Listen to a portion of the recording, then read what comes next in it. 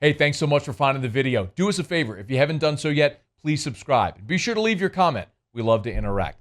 Enjoy the video.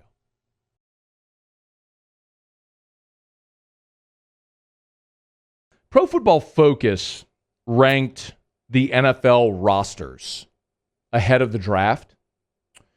And they rank the Saints 16th, so smack dab in the middle of the NFL.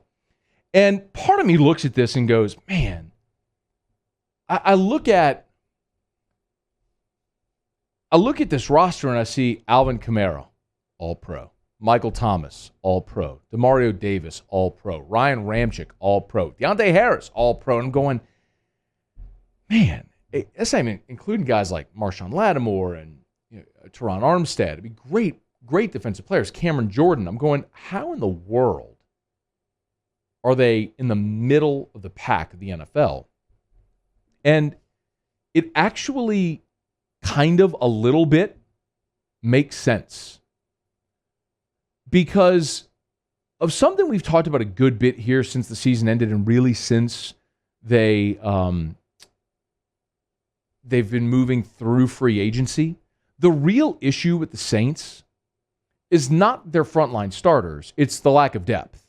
And that really is the problem.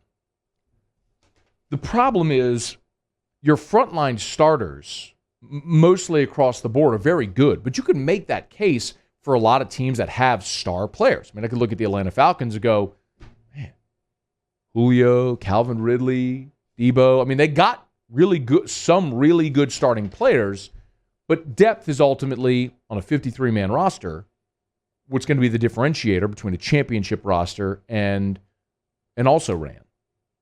For what it's worth, Tampa Bay has the best roster among the NFC South, actually the best roster in the NFL, but they're 27th in draft capital. The Falcons are near the bottom. 24th best roster in the NFL, but the 5th best draft capital. The Panthers, 29th as far as roster rankings, but the 10th best draft capital. So the Bucs have the best roster. The Saints are 16th. The Falcons are 24th, and the Panthers are 29th. So it's pretty clear cut. It's Tampa and the Saints with a pretty big gap, and then a massive gap to the other two teams in this division, which are probably going to be bottom feeders in the NFC this year as they're trying to rebuild. But I keep looking at this draft and I go, look, we talk so much about that 2017 NFL draft.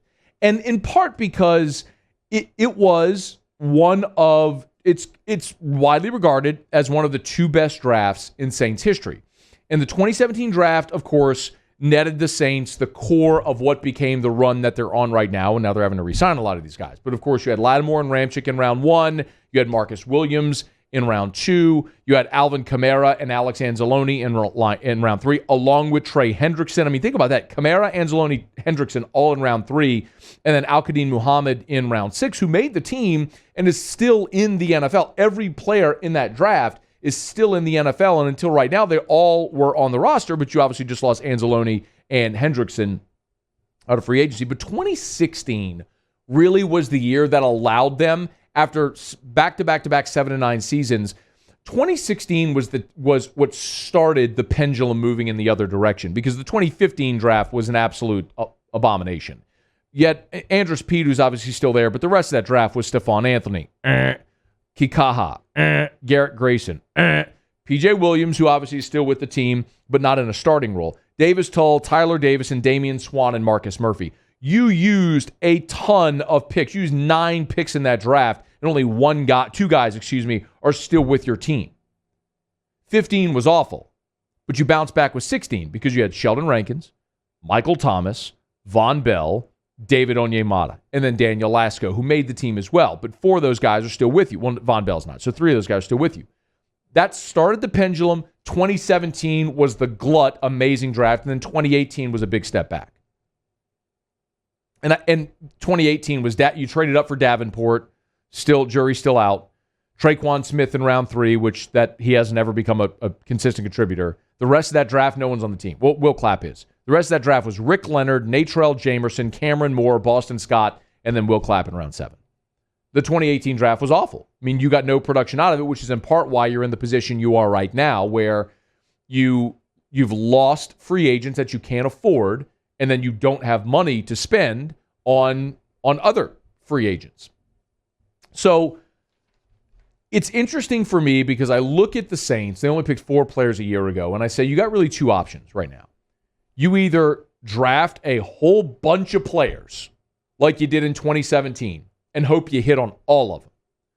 Or you do kind of what you did last year, which is you maximize your draft capital. And that might mean moving up. Of course, they took Cesar Ruiz. They moved up to get Zach Bond. They moved up to get Adam Troutman. They came back in the draft to get Tommy Stevens. Otherwise, they would only had 3 picks. Now, Stevens obviously didn't make the team, but they try to maximize. So really, if you're the Saints, you look at it like this. You go, okay, you need a second wide receiver for sure. A number 2. You got to have a boundary corner. You're down 2 starters on the defensive line. And you need a linebacker. Could you draft 4 guys that end up being the equivalent of Ramchick, Kamara, Lattimore, to where they're day 1 starters and contributors? Or do you go volume?